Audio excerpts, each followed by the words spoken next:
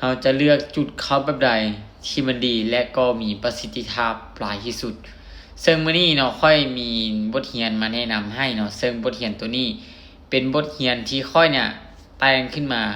ไว้จะสอนทีมงานอยู่ในวันที่19ก็คือมื้ออื่นเนาะหรือว่าบทเรียนตัวนี้ก็ยังจะสามารถใช้สอนต่อไปนี้ได้เดี๋ยวเราไปเบิ่งนํกันว่าจุดที่เราจะเข้ามันมีประสิทธิภาพแบบใดและมันมีข้อดีแบบใดเดี๋ยวเราไปเบิ่งนํกันเลยนี่จะเป็นบทเรียนเนาะที่ค่อยจะเอามาไว้สอนทีมงานและจะมาให้เบิ่งเป็นคร่าวๆก่อนเนาะจะมีเงื่อนไขในการเข้าออเดอร์และก็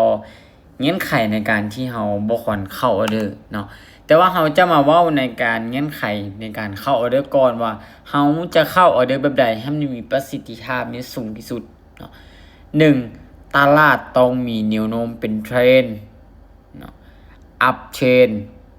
เฮาหาจังหวะซื้อแล้วก็เป็นดาวเทรนด์นี่เฮาหาจังหวะในการขายแล้วก็2นี้ราคาต้องอยู่ใกล้ตรงบริเวณที่เป็นแนวรับแล้วก็แนวต้านในอัพเทรนด์ให้ราคาเนี่ยย่อลงมาหาโซนบริเวณที่เป็นแนวรับแล้วก็ในดาวเทรนด์เนาะให้ราคาเนี่ยดีขึ้นมาหาแนวต้าน3ต้องมีสัญญาณแห่งเทียนยืนยันก่อนว่าแห่งเทียนที่เราเข้านี่มันจะเป็นแห่งเทียนแบบใดเช่น bullish engulfing นะหรือว่าแห่งเทียนชินบาเป็นหลักหรือว่าคันถ้าว่าเป็นแห่งเทียนโดจิแม่นเฮาต้องได้เบิ่งควบคู่กับปัจจัยอื่น4ต้องกงกับ high action หรือว่าพฤติกรรมของตลาดโครงสร้างของตลาดยังบ่แตกแยกเนาะแล้วก็บ่เข้าเทรดส่วนเทรดเด็ดขาดนะแล้วก็5กำหนดความเสี่ยงก่อนเข้าว่าจุดที่เฮาควร stop loss หรือจุดที่เฮาเสียเนี่ยเสียเท่าใดแล้วควรหยุดและเฮาได้ข้อใดควรหยุด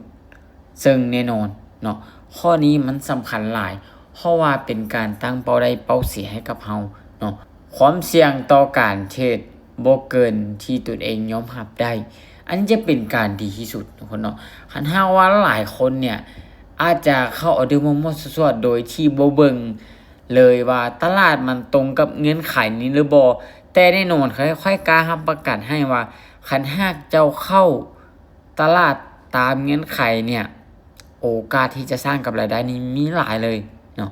70-80%ซึ่งข้อดีของมันนี่แน่นอนมีหลายกว่าข้อเสียเพราะจะเห็นให้เฮานี่ยืนยันจากหลายๆปัจจัย1ตลาดเป็นเทรนด์2แนวรับแนวต้าน3มีสัญญาณจากแห่งเทียนว่าเป็น engulfing บ่เนาะเป็นชินบาแล้วก็ตรงกับ price action ของตลาดแล้วก็กำหนดความเสี่ยงก่อนเข้าเทรดเนี่ยเนาะมันจะเป็นข้อดีให้กับเฮาเนี่ยหลายๆเลยเนาะฉะนั้นใครที่อยากหาจุดเข้าตลาดที่มันแม่นยำแล้วก็มีประสิทธิภาพหลายที่สุดลองเอาตัวนี้ไปนำใช้เบิ่ง